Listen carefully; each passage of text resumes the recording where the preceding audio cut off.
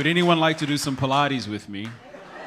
Just stretch out. Don't hit the person next to you. Be careful. By round of applause, did anyone in here have an imaginary friend growing up? Shout out to my fellow nerds. I'm not alone up here. I had an imaginary friend. His name was Mikey when I was growing up, and he came to me in a storm. We were living in Tampa, Florida at the time, and my corn syrup-fueled imagination had me believing that there were crocodiles around my bed, and I was terrified to run to my parents' room for safety. And in a moment of fear and snapping crocodile teeth, Mikey popped over my shoulder and he said, "Oh, hell no, I ain't about to be no alligator's dinner." And I looked back up at Mikey and I said, "Where'd you come from?" And he said, "I've been here this whole time." And I said, "Oh, well, what's your name?" And he said, "Mikey, duh." And from then on, we were best friends. That's all it took. And we went on all kinds of adventures together. He played Cyrano for me in 3rd grade when he told me to staple the webbing of my hand so I could sit in the chair next to my 3rd grade teacher, profess my love to her, and tell her that I was the man that she needed to spend her life with. It's my first heartbreak. A little bit later, we saw Boys in the Hood in the theater the summer that it came out. And before we went in the theater, Mikey said he had bubble guts. Well, about an hour and 20 minutes into the movie, just after the character Ricky gets killed, the 2 rival gangs who were in the theater started fighting and shooting, and the police were also there, and we had to crawl out through the melee of this violence. And when we got back in the car, after my aunt helped us figure out how to get there, when we got back in the car, Mikey said, "I knew I had bubble guts for a reason." And that was Mikey's intuition. It was his body's way of telling him something wasn't right. In 4th grade, I moved to a new school in Austin, Texas, and I decided that I wanted to perfect this persona of Ramon, which is my middle name. It's very confusing. We are not Latin at all in my family. But I had to roll the R's. And Mikey guided me through Univision and some Spanish radio, and he helped me figure out how to use my Spanish on the bus with a bunch of kids at my new school where 85% of the student body spoke Spanish as a first language. I failed miserably. But when Mikey left my life a little bit later on, I was prepared. By the time I got to middle school, I was out here in these angsty middle school streets thriving, until I decided I wanted to join a gang. Now, at the time, I was in 7th grade, and I was living in South Tulsa, and I would get bused to North Tulsa every single day, and it was about a 52-minute bus ride. And every single week, without fail, Surfer Bro Eric would come up to me and give me a 52-minute Q&A about what he did not understand on the previous night's In Living Color episode. "Why doesn't Wanda want you to touch her hair?" And I don't get why homie doesn't play that. "And you never will, Eric." And on this Monday, the week I decided to join a gang, about 20 minutes into my ride, Eric approached me and he said, "Hey, do all black people..." Shut the fuck up, Eric! It came out of my mouth so fast, guys, I didn't even know that I said it. And Eric had this incredulous look on his face, and within a second, I was standing above him, and my fist was raised so high, and he was pinned down. It was like I was in Mike Tyson's Punch-Out. And so I was raised so high, and in one of the rare instances that my bus driver realized that he had students on the bus, he jerked the bus to a stop, and he said, "Hey, sit down before I kick your asses off the bus, you indignants." To this day, I'm not sure if indignants is a word. But like roaches in the light, we all ran to our seats. Some of the kids who came to watch, we scattered and we sat in our seats. And we pulled up to school that morning. There were some boys who were standing on the front steps, and they were kind of dissing each other, kind of ragging on each other is what we called it back then. And Jamar was one of those kids. He was a 7th grader like me, and Jamar, rest in peace, was this all bark, no bite, drunk, loud uncle at a spades game, except he was 13 years old. And Jamar was in a very heated Yo Mama debate with 2 8th graders who were dressed head to toe in baby blue. "Hey, Yo mama's so fat though, she wear a VCR for a pager. Yeah, but she gave it to yo mama last night and I used it to beep her before I came over and hit that. So you can call me daddy, son. Real quick, guys, 2 things. A, no kid ever wants to know that their classmate hit that in reference to their mom. And B, no kid ever wants to call their classmate daddy. Things escalated very quickly, as you could imagine. And these 3 boys, these 2 8th graders and Jamar, they decided very amicably, as 8th graders often do, that they were gonna fight after school. And I had to see this. Maybe there was something that I could use to get Eric off my back so he would leave me alone for this bus ride. So after school, we all gathered around and we waited for the fight. Don King would have been proud. And then he would have charged us $49.99. Only in America. And the fight didn't last long. Jamar got his ass kicked, but that's not really what's important. He's not important here. What was important is that I realized that I needed what these 2 baby blue homeboys had with each other. I needed someone to have my back in the same way. So on Tuesday, I was sitting in the lunchroom with 2 good friends of mine, Samson and Elijah, and I tell them my plan, and they didn't like it at all. Samson yelled, "You stupid, you don't even look right in the gang. Your jeans is faded, what's wrong with you?" And I was like, what? That doesn't even make sense. Bro, you're not built for a gang. Psh, whatever, y'all don't know what y'all talking about. On Wednesday, once I realized that Samson and Elijah were no help, I decided that I would use my alphabetical seating assignment in my math class to ask Antoine Griffin if I could join. See, Antoine Griffin was the crown prince of my middle school. He floated, literally. It was the most magical thing you've ever seen in your life. He had a fresh cut like a barber lived at his house. He was always draped in baby blue, and he wore gold chains like he robbed Mansa Musa's tomb. So I leaned over to Antoine and I said, hey, Antoine, I want to be like you. I want to be in the G-A-N-G. I was very smooth. And Antoine looked at me with a smile on his face and he said, cool, I got you. And so later that day, while I was in gym class, somewhere between jumping rope and climbing a rope for our physical fitness test, I told Samson and Elijah that Antoine said I was good. And they didn't like it. You know you got to trade in your Supersonics jacket for something baby blue. What? Nuh-uh, I ain't got to do that. This is exactly why you're not supposed to be in a gang. You're not built for a gang. You know you could back out, Elijah said, his voice booming. He put his arm around me like he was Morgan Freeman and leaned on me. It's not too late, son. And then Samson jumped in one more time and he said, listen, man, you can get out of this. You haven't been jumped in yet. Like, you can make a decision. But I had a wedgie from my purple gym shorts that was so deep, I didn't hear anything that they said. And there was a very important piece of information there. I imagine you guys know what it is. So on Thursday, I sat in science class, and Mercedes, who was the school gossip, leaned over while we were dissecting a piglet. And she said, hey, I heard you gonna get jumped in the neighborhoods.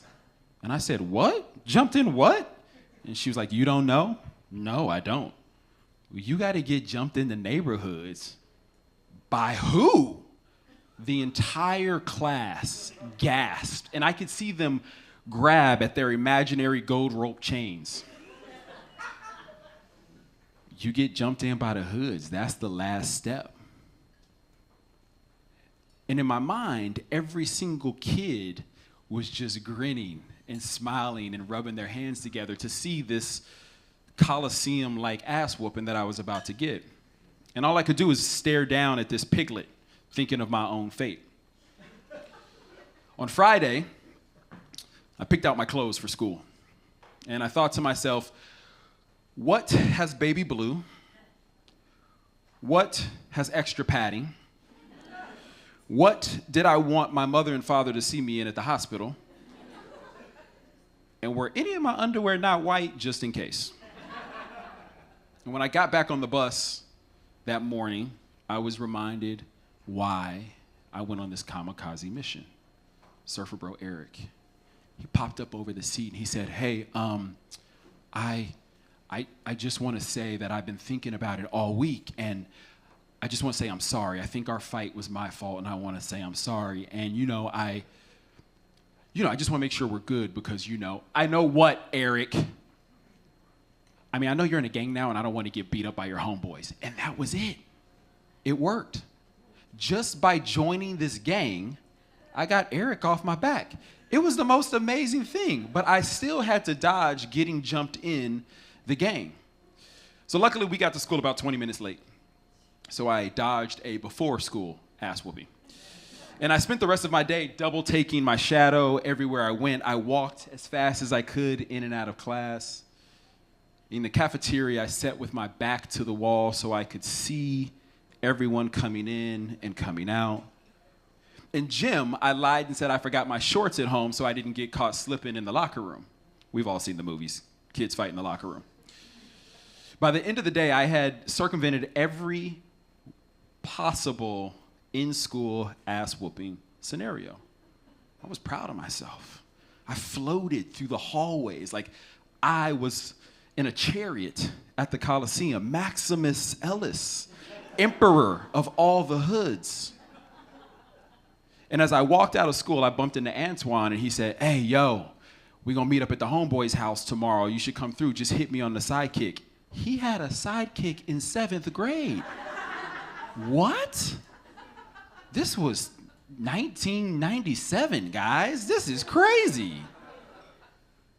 I said, cool, I'll be there. And as I walked down the stairs, the sun hit my face and I closed my eyes and enjoyed this moment. The sun just danced across my face, and my two-step with the sun was broken up by a fist, and then another fist, and another fist, and another fist. And I ended up on the ground, which is how most jumping in of the gangs goes, if you guys don't know. That's how it goes. And I remember in one of my conversations when I told Samson and Elijah that I joined, they said, fight back. And so I popped up and I just started swinging. And I knew that I was landing a few punches because the boys only got madder and hit harder and kicked harder, and I ended up on the ground again. And while I was on the ground and my eyes were closed and I was just absorbing all these blows, I swear I heard Master P say, make him say, na, na, na, na. And the security guard, who I'm still to this day 1,000% positive was in on it, judging by how long it took him to blow his whistle, he finally blew the whistle and the boys ran off. And Samson walked over and he stood over me looking down at my face, and he said what every middle school boy said back then after a fight. You just got knocked the fuck out. I stood up and I limped my way to the bus. And I got on the bus and I collapsed in a seat and a smile spread across my face. I made it. I did it. I got jumped in. I'm still standing. Thank you. I'm proud of myself too, actually.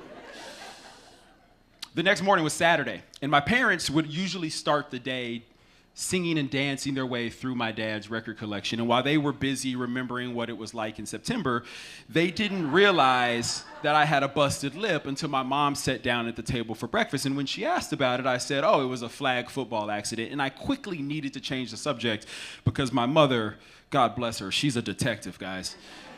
And so I said, hey, can you take me to my friend's house? And she said, what friends? My friends from school. To do what? To hang out? Which friends? Just a couple of them. My mom rolled her eyes, sucked her teeth. She looked over her shoulder. Your son in here being smart, talking about he want to hang out with some friends. Yelling to my dad in the other room. My dad yells back, he got friends? That's what he say. Y'all know I'm right here, right? My mom looked at me over her glasses. Mm-hmm. By the end of that day, going into the night, they still hadn't budged. So I was at home moping and pissed off that I wasn't with my goons, my posse. my comrades. I'm still not sure what you actually say.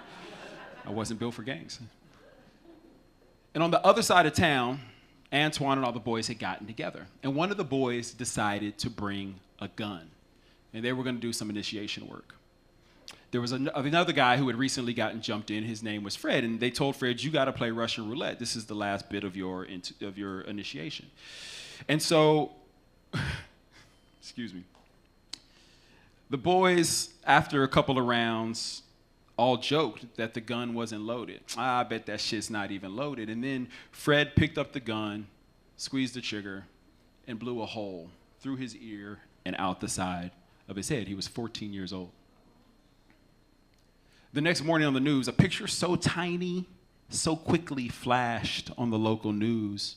And I sat there in shock. I didn't know what to do. I was numb. I was heartbroken. I knew Fred. We played basketball together. We sat next to each other on the bus going to Bartlesville to see the only hotel that Frank Lloyd Wright ever built. It's in Bartlesville, Oklahoma.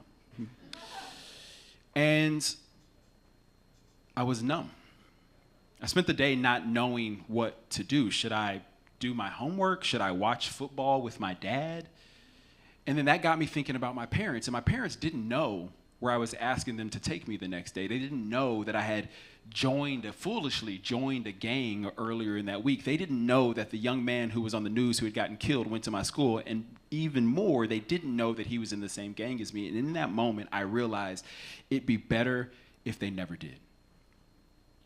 So I went to my room, and I grabbed my Space Jam Trapper Keeper. I tiptoed to the phone hanging on the wall in the kitchen. And I sat there for a second. I had the phone in one hand. I had a phone number in the other hand, but I didn't know what to say. And I couldn't think of anything that didn't sound ridiculous. Everything that came to my mind didn't acknowledge the gravity of the tragedy and the situation. And so instead of scripting it, I just called. And I waited while it rang. 1 ring, 2 rings, 3 rings. And I thought, I'm out. I don't have to have this conversation. And on the 4th ring, Antoine picked up. Yo, what's good? Hey, it's Dub. What's good? Shit. I just got back from the police station. You lucky you ain't come last night. And those words just hung there. It felt like an eternity. And all I could say was, I'm out. And I hung up the phone, and I hoped I never had to have a conversation about that week ever again in my life. See, when Mikey was around when I was a kid, he didn't need anything from me to be my friend or to have my back. And I didn't need a gang. I actually had Samson and Elijah, who were my boys and were helping me out, even though I wanted to go swinging blindly into this gang.